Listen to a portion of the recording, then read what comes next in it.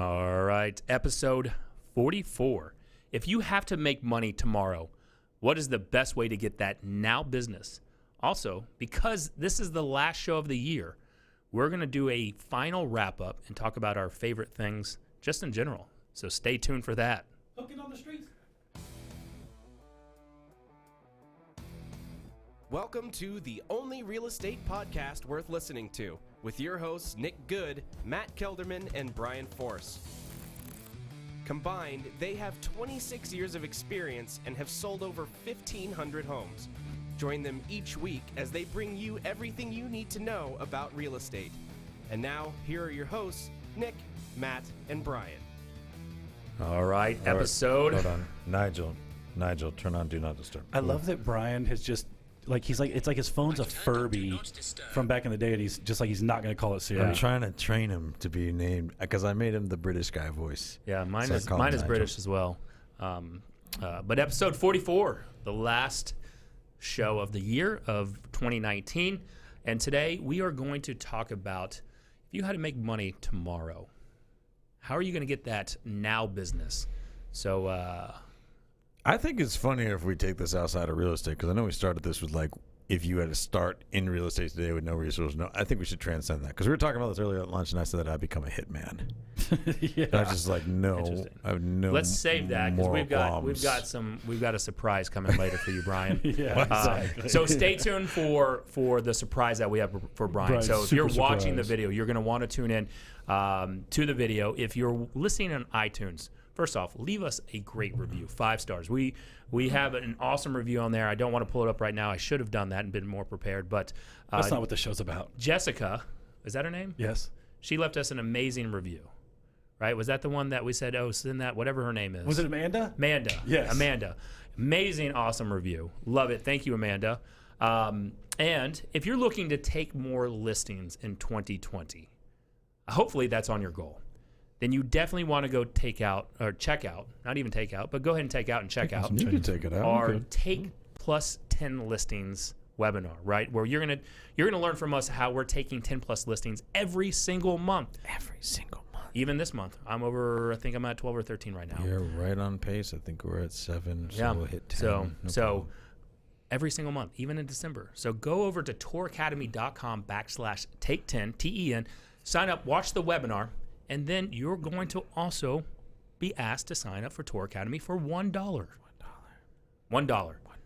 So put that, we should actually, that's great. Very Every cool. time I say it, do that again. Just Go ahead and sign up for that because you'll want to be a part of this. You get access to Tour Academy, our classes at Tour Academy, as well as our bi-weekly Zoom mastermind calls where you get to dig deeper, ask questions, get us one-on-one. So go sign up, touracademy.com/take10. And then we're going to talk about how we make that now business. I like that question. So opposed to, we'll keep it real estate for now.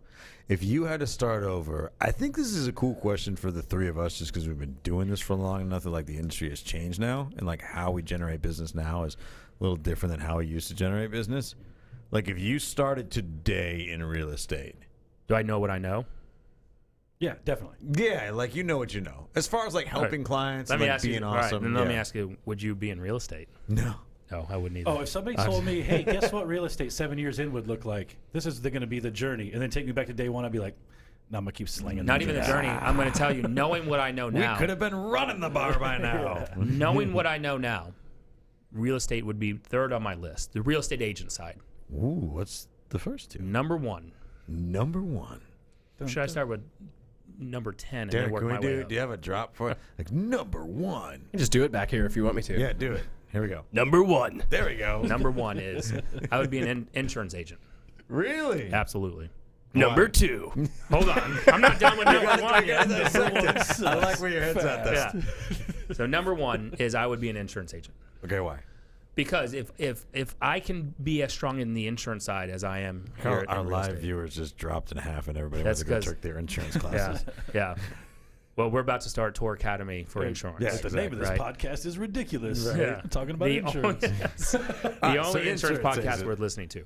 The reason being is that one, when you make a sale, you get commission right then and there. Now it's a smaller amount, but then you also, as long as you retain them, and insurance agencies have an 87% retention rate with never servicing, touching the client ever again, right? So 87% of people stay with their insurance agent. There's so many sex jokes in there. Yes. That I'm It's not the gonna retention. say It's on the retention podcast, rate that but- makes it attractive. Yes, right. And so when they renew, you get the renewal commission on Yeah. that, right? Right. So you build up a huge policy book, and you're making $500,000 to $750,000 a year, and you're out playing golf or whatever you're doing, going to hookah bars, like we don't know anybody who does that. What? I mean, I think you did a Tour Academy mastermind call at a hookah bar, Clean body, clean soul. right? So that would be my first thing. Okay. Tori Maxwell. I was an insurance agent in a previous life. I was good at it, but hated it. Ooh, elaborate. We'll come back to that. Tori, Yeah, why Tori, did you please hate it? elaborate on that, because I like the residual. I like the renewal income Nick's source all of that. about that residual income. Yes, I think right. it's because being an insurance agent is just such a relationship killer. Not in the way that real estate is. I think it's because no one wants to be friends with you. No. Like if I'm at a party and you're like, "What do you do?" And you're like, "I'm an insurance." I'm like, "All right, okay." Yeah, I'm just gonna find the I next wouldn't person sell like because that. that I'm sounds like, like the look, most boring job in the I'd world. be like, look, I make $500,000 a year not doing anything. Ask me how. Is that- Oh, it's insurance, That's motherfucker. Right? At number two. Number two. There we go. I forgot, Derek. I forgot he was gonna do Zoom. I would be in the lending business. Okay. I would start out as a loan officer, because I think you got to, but then Right. I would get into the branch manager side of things. Really? Oh my God, you should see how much money these guys are making. Don't let those lenders tell you they're not making any money. Oh, lenders make money, bro. Yes, For sure. absolutely. I think that's what's appealing about the branch manager side. Because you're making there's some back end money they make that they don't tell you about. Oh, Like astronauts. that's another innuendo. 'Cause that's my first choice. Some of that money. This is the last episode of the year, by the way. Maybe ever. Yeah. It's just. So with that, I would okay. be that number three. Number three. I would be a real estate broker, like That's what I I am thought today. you said. Yeah. Okay. Yep. So those would be my three things. Not that you asked, but if we were to start over, knowing what we know now today, Right. that would be my three items. Okay. Man, here's the thing: is the greatest thing, and if you guys don't know, if you're local, and if you're not local, whatever, order it anyways. North DFW Real Producers is gonna have your boys on it next month. And Boom. The coolest thing I love about doing this show with these dudes is they talk about stuff like this, and they're like, "If I could do this other thing, I'd do this. If I could do that, I'd be like, bro, I'm trying to get through Wednesday. Like, I have no idea what I would be if I was a grown up. If if I could go back, I'd just be like, I'd like dig up dinosaur bones. Like, if you really want to know what I want to do, but like that I have no clue. I would. Well, you don't have to go back in time to dig up dinosaur bones. Yeah, I mean, I could You have just to go do it back in now, time to but- meet real dinosaurs. That's true. There's some comedian talking. If you've ever seen the stand-up comedian, I think it's Nate Bargatze is hilarious. Talking about like he would go back in time and he would do worse than he would do now because he would go too far back in time. And that's so true for me too. Like if you went back in time, knowing what you know now, but you went back to like the 20s, like I don't know anything that happened back then. It's confused. Everybody Yeah. hates you because you're saying stuff they didn't know So anything like, about. like if Such I a went back to the smart ass. 80s, I could predict pretty much every Super Bowl going forward. So I'd have it made at least once a year. I'd be cashing in. But if I went back to like the 40s, I just don't even know how I'd get around. Brian goes back to the teens and be like, "You guys aren't going to want to invest that there." Yeah, I just like, I don't really know. I went too far back. Can I sleep on your couch for 20 years? Then But in the 20s, I'm gonna tell you some real insightful stuff. in the 20s, look, the crash is coming. So you're just stockpiling your money, and then I you're guess going to it's you're going to become like J.P. Morgan. Like, no, if you went back to the 20s, I mean, I get the crash, but I don't even really know what caused it. So people like in the 20s would be like, what should I invest in? I'd be like, I don't, like oil? I don't Taters? know. And I don't even know how to invest in oil. Is Rockefeller, he's accessible? He's a dude you can just talk to. Talk to him. He's going to make it huge. So going I don't back know how to find him. Going but- back in time, you're starting over as a real estate agent. You got to make money right now. Right. Right? And with that question, and by the way, I don't even remember who asked that question. So it was a guy it's a guy in the Facebook group. So if you're not part of our Facebook group yet, the only real estate group worth being a part of, go request access in there. He's a new member. It was Casey Ashton. Casey. Shout out Casey Yep, Ashton. Casey Ashton, right? So with that, I'm going to assume that we don't have a large budget to work with, right? You have knowledge, but Yeah. limited funds. Limited funds. You can take your money. You can take your brain, but you can't take your money. Yeah. I think that's fair. And other than open houses, right? That was you can't do open house. Like I you think can't that's the say default real like, estate yeah. agent thing. Just go do open houses. Yeah. So what would you do to get that now business? I want to be honest. This question scares me to death. Right. Because I am a relationship-based agent, and my relationship is here. It's hard because I already do know what I know. Right. Yeah. I think the really interesting thing is it's not so much what I would do. I think it's the amount of things I wouldn't try again. Right? Like for me, it's not so much Yeah. about knowing what I would do because I would still struggle to hop on the phone and cold call. I'd still struggle to produce immediate business. That would be my biggest loophole was I would struggle to produce immediate business. Yeah. But I still think if I knew what I was good at, right? Like I am good at specific types of relationships. I am Yeah. good at difficult conversations with certain types of sellers. I'm really great with buyers, right? I would know what kind of business to go after now, and I would be able to hone in a little bit. Yeah. I'd still be treading water. I'd still be nervous, but it wouldn't be so sporadic as when I did it the first time where I was literally just scatter shooting at everything. I like that. I think I would do, if I knew what I know now, I think that's really important, right? Because for me, there's only one thing I would change. I would do a lot more content creation because I still even struggle with that today, doing it at a consistent enough level. Everything else I would do the same because I don't think that there are any shortcuts. I would just become successful more quickly because I failed tremendously because I had no idea what I was doing in the beginning. Yeah. In the beginning, all I did was print out the hot sheets every day for expireds and go door knock them. But I didn't really know what to say. I was literally hoping they wouldn't answer because I was like, oh, then I got to talk to a person, right? Now I'd be craving that they answer because I am skilled, right? And I have all of that. So, like, there are no shortcuts. I would do pretty much everything the same way. It would be expires. It would be FSBOs. It would be just pounding the phones. It's just I'm better at that stuff now, so it wouldn't scare me as much. I don't envy the new agent who is still looking to get skilled up because I understand what a tremendously difficult process that is. But I don't think I would change my journey. I don't think my efforts were ever in the wrong place. I needed to learn. I think I spent my money wrong a lot. Oh, I pissed away a lot So of money. then, if you for go, I would sure, say, yeah. if you go back to the beginning, I wouldn't do anything different. If you go to year 2 when I had some money to invest, Yeah. I would do everything Yeah. differently. Yeah. Yeah. I mean, my top 3 things, if you're asking me. Sounds Derek. tough, too. Yeah. Number 3. I don't really have one, but number 1 would be Number one. I would join a real estate team. Yeah. Yeah. Honestly, I would. I think put, that's true. And I did join a team too eventually. Yeah. I would put it on. I would join a real estate team, knowing what I know now, and I would put it on that team owner to generate all the leads, right? Let it be their money. Yep. I would pay whatever split. I wouldn't even complain about that, knowing what I know today, and focus on that.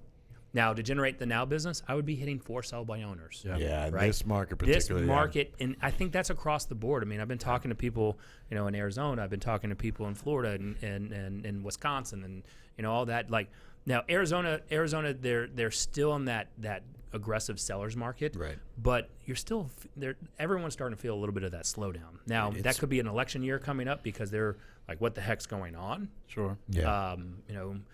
They're unsure of where the economy is going to go, so you start to kind of worry about that. Are you laughing at the conversation I told you about the other day? Yeah. But in general, like the conversation, but you can recap. Yeah. I won't say who this was, but I was having a conversation with somebody the other day who was legitimately like, I don't even know how much of this I should say. It's like, it's such a he Keep it legitimately neutral, was, but yeah. he was legit. This person legitimately was going to vote a specific way that was solely like, I know we clown a lot of people about voting for their pocketbook, and I think that's the way most people do vote.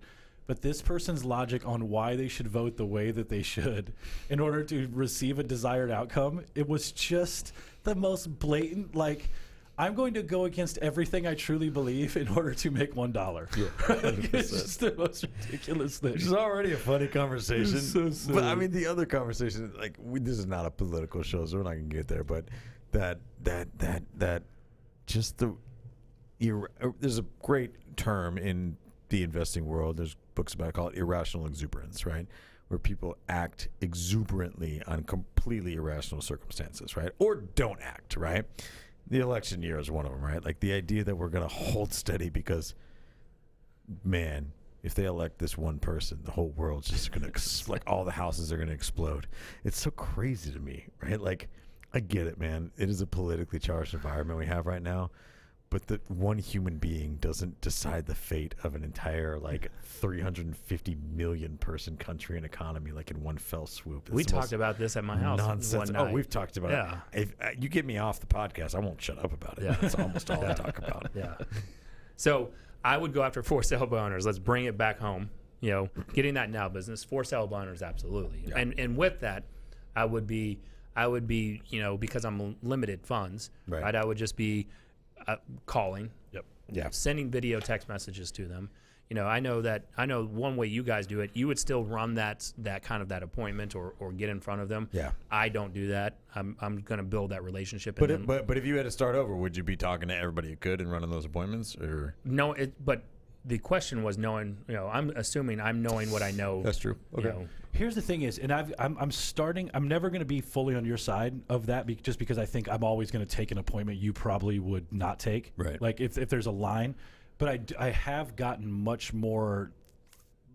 I've gotten much more qualification oriented in my line of questioning, and very legitimately had an opportunity this morning to maybe go on an appointment that found out was the most ridiculous appointment. The person sounded like they'd be a straight nightmare. I happen to know the agent who had the home, connected with them, and found out there's all kinds of shenanigans going on. Early in my career, I would have hopped in the car and just drove to that appointment. Oh, for sure. Because it was I will somebody tell you who was right now. like, Yeah, me too. I would like to talk to you. I literally I took 2 listings my first year for a total of $1.8 million in one day. So it was $1 million listing and an $800,000 listing. Both of them were expireds. Both of them had been expired more than 3 times. Both of them, when I ran the comps, I probably thought were each a few $100,000 overpriced. I just knew it. I had conversations with both people at the appointment. There was a man and woman, a husband and wife that were the sellers of one, and then just a woman that was the seller of the other. All 3 people I thought were completely out of their minds as far as being realistic about pricing, just the real estate process in general. Looking back, I would have never taken those listings. I took those listings and posted those pictures on Facebook like I was the fucking coolest dude. I was like, taking 1.8 mil today, no big deal. Just gonna go back to my gold castle. I was so excited. There's a lot of stuff like that I'd be smarter about because I wasted so much time and energy with some listings I knew were never gonna sell, dude. I think that kind of got us to the frame of mind we're at now, though, around how we handle our business. Because Brian and I had a conversation. We have our team meetings on Tuesdays, and we had a conversation with our agents yesterday about how they engage with clients. And we're way off the rails if we're about to start talking about Sphere. But I think one of the really unique things that you can do with your Sphere now that you could never do is you can engage with them and impress them or show them what you're doing through social media. Yeah. And again, there's 21 of you right now actively, right? Or that are seeing this because of that platform. Yep. I think if you really can figure out a way to do it in a space where you're not disingenuous, you can really cut out a lot of the fluff, and business will come to you. You're always going to have. I don't think you can do that in a market that you don't exist in, right? You could maybe build up your referral based business. It's still going to be a nurture process. Yeah. But I think you can still tell the people in your world what you're doing at a more fast and efficient level through social media. I think it's definitely shortcuts. And now, would that be, again, is that now business or is that, I'm going to call that medium term? I think it's medium term business. Well, here's and it the may deal. even be long term business. But let's also clarify what we're talking about here, because we have used that term, that now business, about a dozen times so far. Let's be very, very candid. If we were starting over again today, I know that Nick was in a very similar boat. Matt and I were literally working during the day and slinging drinks at night for a pretty long time when we got into this. Yeah.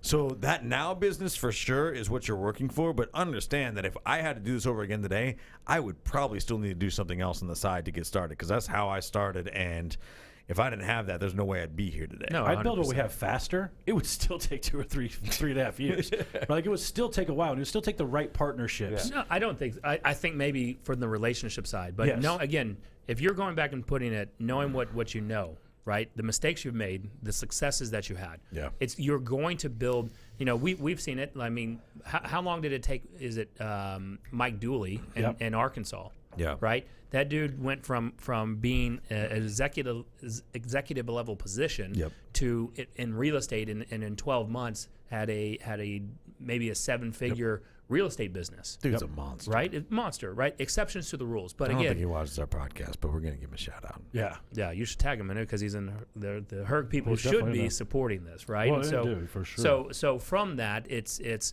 all right.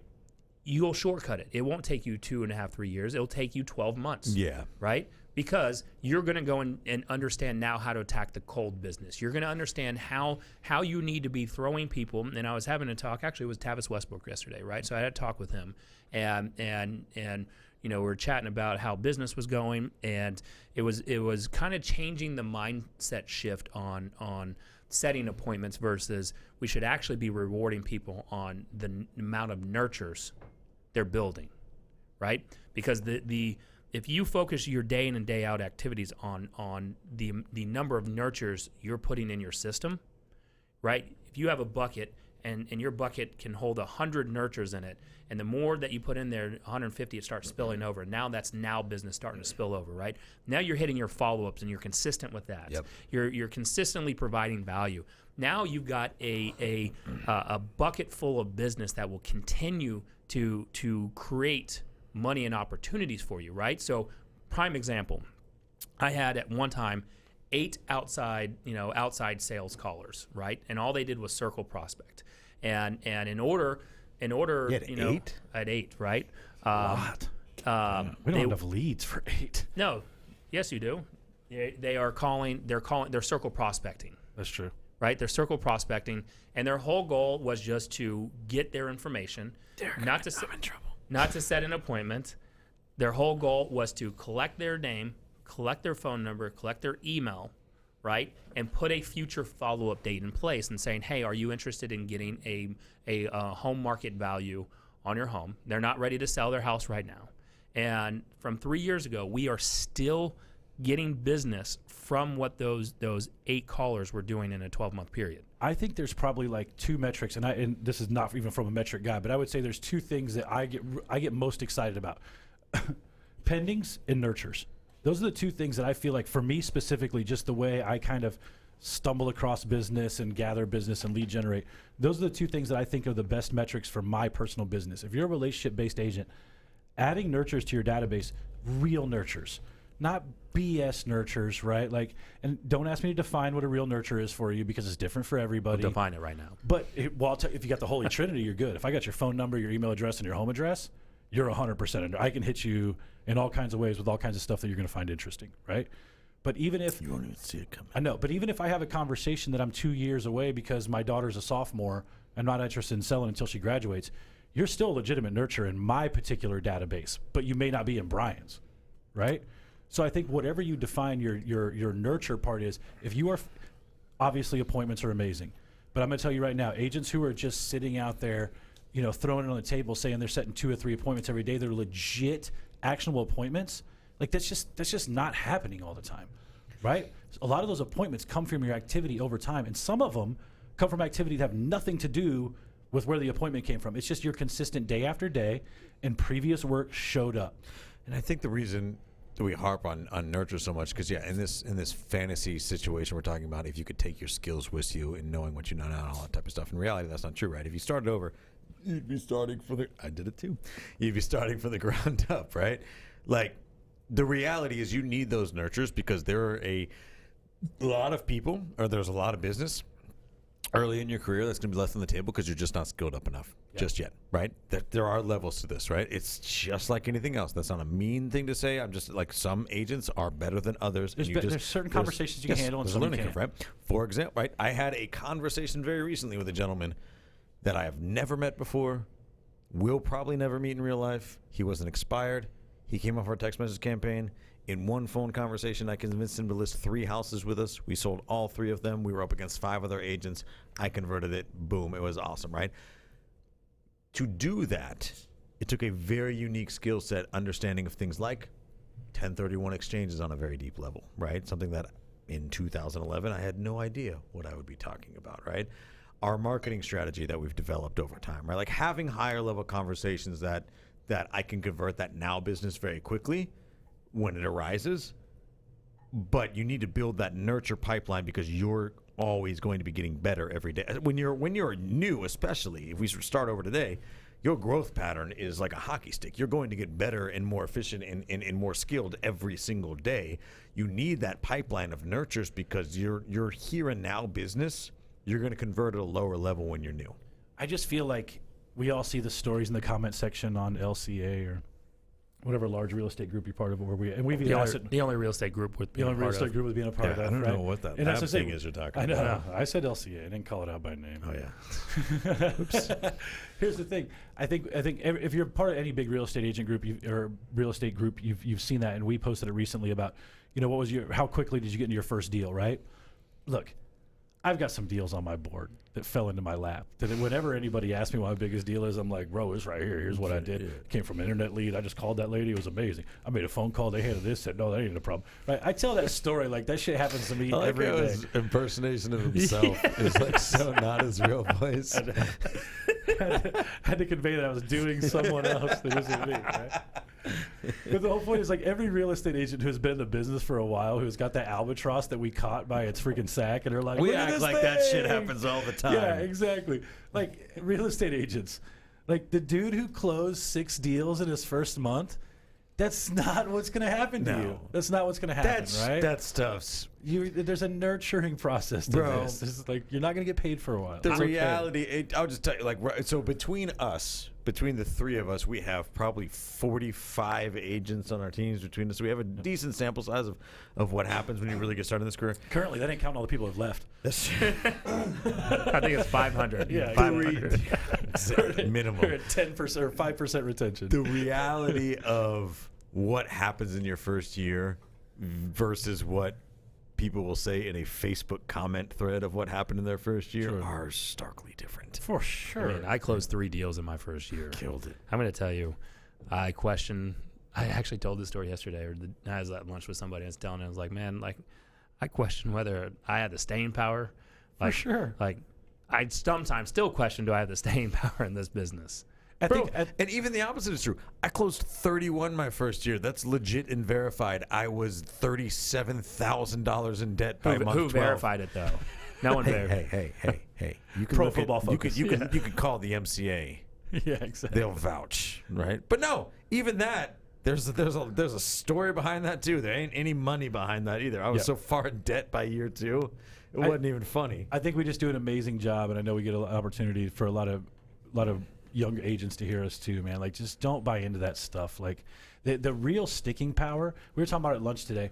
I know agents who are really great at showing up, who are really amazing at doing the work, but legitimately are looking down while they're running their head into the wall. Right. Like, there's something to be said for the tenacity to continue to, like, just beat yourself to death in this industry. Like, I worked myself into an absolute, like probably high blood pressure and diabetes situation, right? Like, just because I'm not eating breakfast. I'm not doing anything. I'm just concerned about trying to survive in this. You can have that quality, but if you're not paying attention to the lessons that you're learning around you, you will still flunk out, man. I agree, man. I really think there's something to be said for the new real estate agent working extra hard, not to just figure out the business side of things, but to really develop the interpersonal side of things, because that is, like, it really is a relationship business on all levels. And I think that we, just working with a lot of new agents for so long, I think that we have such, as an industry, new agents have such a confidence issue is one way to put it, but I think you put it perfectly. Like, we can make the same mistakes over and over and just never learn from them. If you're not going to learn from your mistakes, you're done, dude. And I don't quite know exactly how to articulate that skill set that needs to be developed to do that, but I think that that's what the three of us were lucky enough to possess in the beginning, and, like, it's way better from month 0 to month 12. Well, I think, and first off, if you want to learn from our mistakes, right, and you want to shortcut the process, you want to learn how to take 10-plus listings every single month like we do, go over to our listing webinar that we have. You're going to learn the leads that we're generating, how we're converting them at a high level. You just heard Matt talk about he's doing better on his qualification process. Go over to touracademy.com/take10. Sign up for, it's an hour-long webinar. I think maybe it's an hour, right? Hour long? Can't remember now. Hour-long webinar. And it's going to prompt you and ask you, and you're going to want to do this. You're going to want to sign up for the touracademy.com, where we're giving even deeper items of value there of how we run our businesses, how we're building our businesses, and it's $1. Go ahead and touracademy.com/take10. But let's talk about, learning from our mistakes, right? So I still think that even today, that is one of the major reasons why we have staying power, and it's quickly maneuvering our ship and making sure that we change course if necessary, right? And without changing the other things that are making us money. They're actively being successful. Well, right? and there's two components to this, right? There's learning from your mistakes, which I think is organic. The bigger part of this is being willing to make mistakes. That I think is so much more important. Yep. Most people don't learn from their mistakes because they're too unwilling to make mistakes.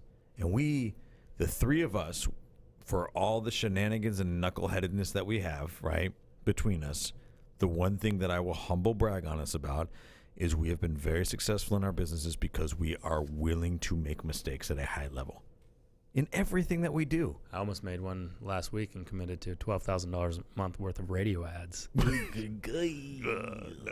I almost did it. $12,000 a month in radio 12 ads? G's a month. It's crazy those things are still so expensive. But I will tell you, the only reason I almost did it is because election year Yeah. coming Yeah. up. No, More for people, sure. more people watch the news and listen to the Yeah. radio, and I almost did it. But that's 144 G's right there, and I'm like, I think and I truly believe that I could spend half that into something else, and whether that's video marketing or something like that.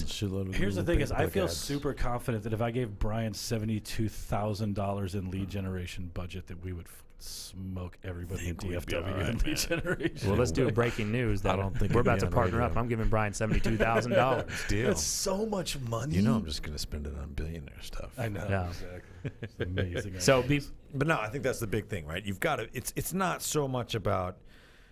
The 660 AM answer is not killing it for Josh. Sorry, I don't mean to talk shit about Josh. I love Josh's song. His radio ads aren't killing him. It just ain't. He I took don't him, know about that, dude. He took him off the ticket. They're not doing the ticket. Here's the thing, Tickets and I priced. learned this from I can't remember his name right now. He's out in Arizona, but I do feel like AM would kill. no. No, his ads do run a they would lot. do I'm run. not They saying do they run. don't run a lot. I'm just like having a conversation with Chauncey now through the comments. Yeah. I'm not saying they quickly don't. I'm not saying they don't run a No, lot. what I would say is that Josh is great at tweaking and testing, right? And Josh is quick to pull things that don't work. Yeah. So where you're still running and hearing his ads, they work very well. Now, I've always heard and been told that you don't run at least in the real estate industry, you don't run real estate radio ads on sports radio stations. Oh. Why's that? I don't know. That's what they've said. And, It's because and- is it because sports radio stations' target demographic is 25 to 40-year-old males, and with disposable income, and those dudes are just out pissing away their money on well, is motorcycles. it a and lower trucks? disposable? You know what I to mean? me, Like, is it a lower disposable income? They do Like, have insane ads for Von Lane luxury. Yeah, it's fucking like some of the stuff you hear, you're limos like, to oh. Houston. Oh, it's or Von whatever. Lane. This is and like like- a national show. We're talking about local, Yeah. like 25-year-old radio. But this ads. is across the board. So this It guy is. was in Everybody's got Arizona. it, This yeah. guy really was one of Y'all the. like Texas Roadhouse? We're just doing super local stuff. But you hear like on sports radio stations like the erectile dysfunction ads and That's stuff like true. that. And so like I just don't know if the level The of picture you're painting of the fucking 25 to 40-year-old demographic, he takes a limo to Houston, drinks, and has to take boner pills. right. Those are like Take a the only luxury three bus kinds back of from ads, yeah. Austin. Yeah. But it's being able to learn from our mistakes on that. And I almost made one. I made a mistake on the r.com, like you've done, Matt did well at them. I spent $6,000 on the realtor thing, and I got zero business from it. And I did it with Zillow too. Yeah. yeah, Here's the one thing I want to say about that, because I think a lot of agents.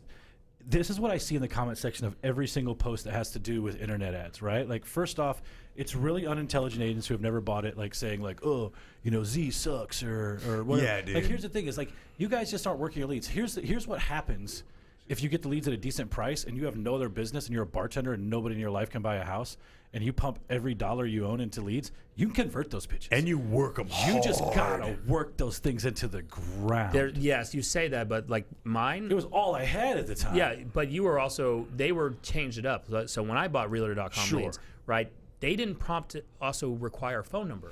So I was getting email addresses, and I'm like, all right, like I'm a cold caller. Like Yeah. I'm not converting people on an email list Quality all of the lead way. is here's the thing is, quality of lead is bullshit. Quality of data is legit. I don't Quality care. of lead is the same as saying quality quality of lead is of I've got good human data. being. Yes. If I have good Dudes data, are just human beings. if I have Brian Force at confused.com and his legitimate phone number and his home address, dude, that is as good as your lead's gonna get. Quit Now, your bitching. Actually, let me ask you. Let me play devil's advocate because I agree. I'm on your side. Yeah. But would you tell? Derek, go counterpoint.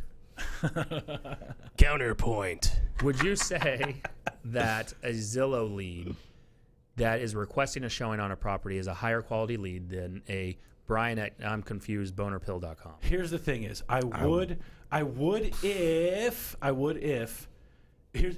I think all of those ads are the thing. I think they're very voyeuristic. What I actually like better, and that Brian and I have talked about a little bit more, I think Google ads, while at least you're specifically searching something at the beginning of your search.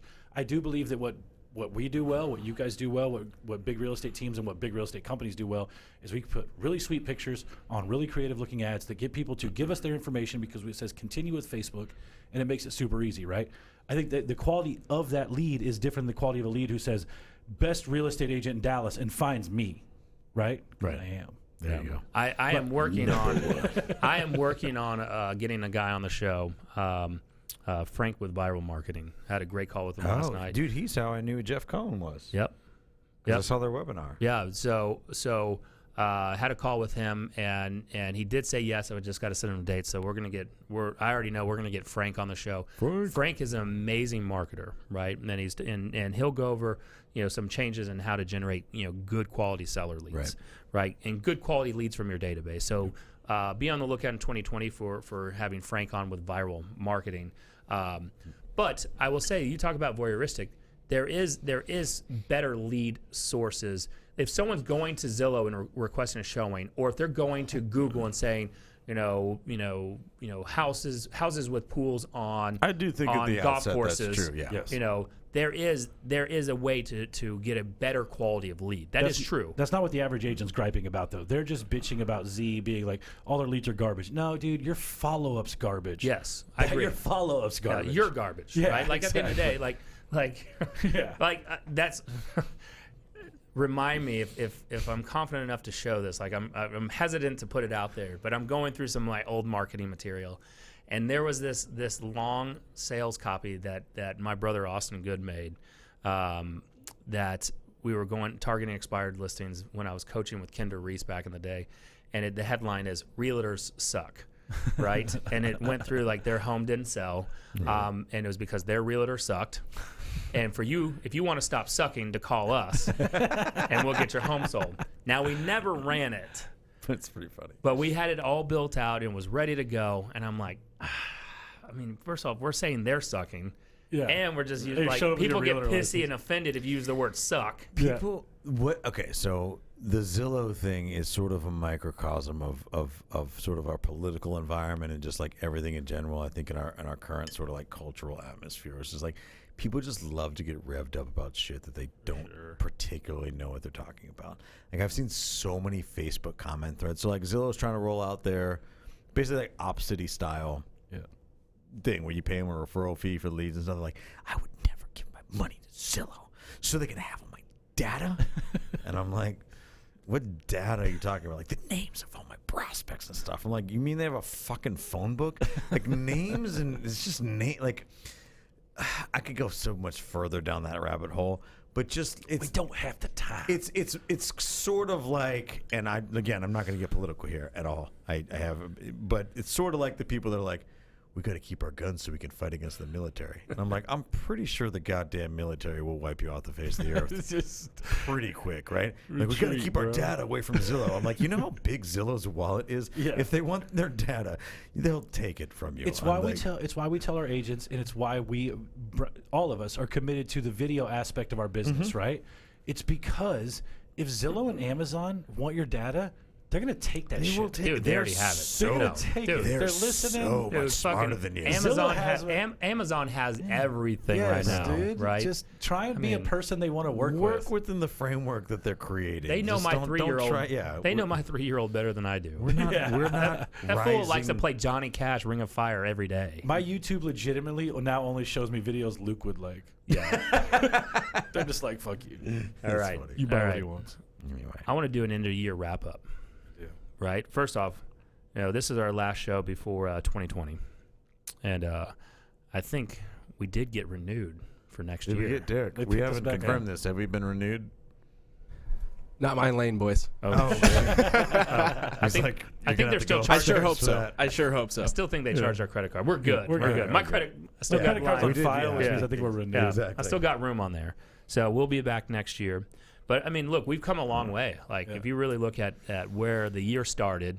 Go back to the apology episode, number Right. one.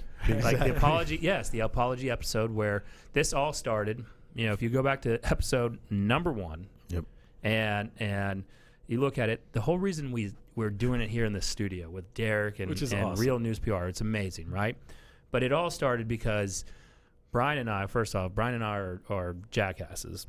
And we Not had jackass. They just thought I was capable enough to we run the had show on my Matt own. we had Matt run a show through another Facebook Live software, Yeah. which is glitchy. Yeah. You know, Matt's in the closet trying to Literally, not trying like to figuratively.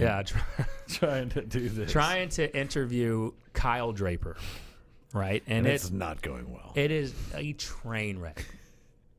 Matt's So audio funny. sucked. It just did not go well. Matt doesn't like to be embarrassed that way. It's just he not fun was for me. pissy. Brian and I were traveling that day, Yeah. right? And we said, look, if we're going to commit to this, there's got to be a better way. You know, we started from a garage, then we went to Facebook Live, and now we're in the studio. We're not going anywhere, with this, and I mean, it's been a great year. I mean, I think our episodes have, in my opinion, gotten better. And we're seeing more and more live viewers. We're seeing more reviews coming through. Our Facebook group, the only real estate group worth being a part of. So if you're not a part of that yet, go in there. We're really seeing huge growth and engagement there. And not just for agents on that too, right? Like we've got some real people contributing. We've got some awesome lenders in there who are throwing out. It's a national based group, and there's.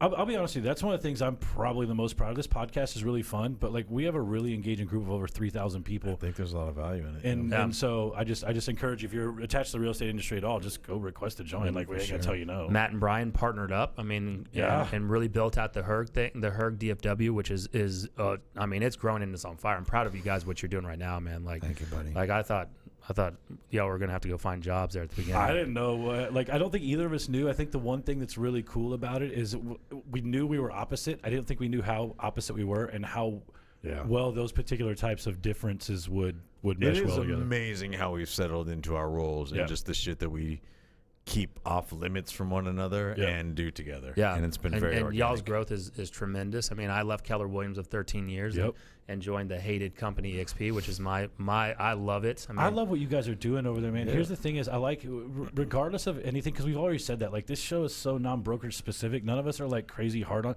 We're crazy about our community and the people that we have in it. And I think what you guys have really been able to do at a super high level is plug into a group of people that are culturally completely in alignment. And we've been able to experience that, and that's the best feeling in business, I think. Yeah, I mean, we've grown to almost over 50 agents strong across the United States now, and so that's cool. That's a cool thing to see, right? So I've grown from a leader perspective. You guys have, I mean, especially Brian, like shit, man, Took his damn diapers yeah, off. yeah. I mean, and look, we're also taking 10 plus listings every single month. So if you want to learn how to take 10 plus listings, this is the last pitch I promise of the year, right? Unless you listen to the replay. Yeah. Then you're gonna hear it again. Yeah, then you're going to hear it You again. have no idea what so year you're listening you want to to take this 10 plus listings every single year. And then also you want to stay tuned because we got a surprise for Brian Force. Go over to touracademy.com/take10 where you're going to watch a webinar. it's going to give you the leads that we're breaking down. It's going to show you how we're converting them, how we're qualifying them, and then how we're setting them up for success, which is success is selling their house and earning that commission. Yep. Right? TORacademy.com/take10, and then you're going to be prompted to sign up for Tor Academy for $1. Boom. You're supposed to say $1. So let's move over to the surprise for Brian Force. And if you got to watch the video, so if you're watching live, you're going to love this. Tag people in this. I'm so excited. And now, Brian Force's billionaire movie something.